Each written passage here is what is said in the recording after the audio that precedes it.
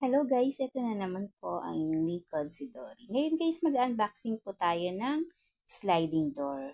Actually, mga 3 months na to na nabili ko from Shopee ang sliding door. Pero dahil sa wala pa akong off, so hindi ko pa siya nagagawa. Siyempre, alam mo naman, ang mother talaga ang punong abala sa bahay. Kapag wala talaga ang mother, wala talagang mag-aasikaso guys. Kaya yan, pag day off ko, ang pagre-refer, kung anong ire-refer, kung anong defective, kung anong kailangan sa bahay, ako talaga ang punong abalang mag-aasikaso nito. Kasi kung wala rin ako, wala rin ibang mag-aasikaso. Ayan guys, binili ko to siya sa Shopee ng ang halaga nito guys ay 2,000 plus lang.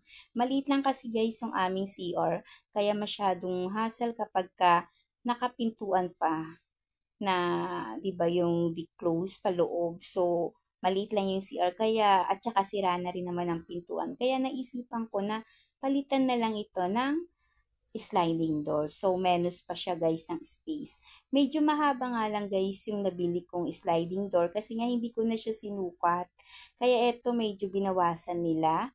Gumamit lang sila guys ng grinder. So, ayan, binawasan lang nila para magkasya lang.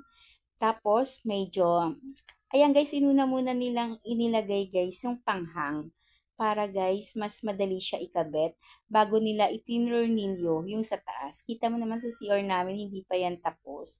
So, marami pa talaga akong dapat gawin at dapat ayusin ng paunti-unti. Medyo magastos lang guys kasi syempre magbabayad ako ng labor. Pero kung kaya ko naman sanang gawin, ako sana ang gagawa. Kaya lang hindi kaya ng power ko. Kaya ayan, kailangan natin ng tulong sa ating mga tropa, 'di ba? Talagang hinanting ko lang sila para gawin lang ito. Kasi nga, kapag hindi ko na naman day off, hindi na naman to guys magagawa. Medyo nahirapan lang sila ng konti ng pag-adjust. Tsaka first time lang nila to ginawa. Sinunod lang namin yung manual ng paggagawa guys. Madali lang naman.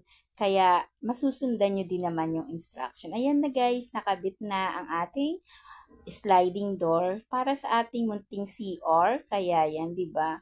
Mas great at saka mas maganda siyang tignan at saka menos siya sa space. Kaya kung maliit yung CR nyo, maliit yung bahay nyo, ito na guys ang gawin nyo. Thank you!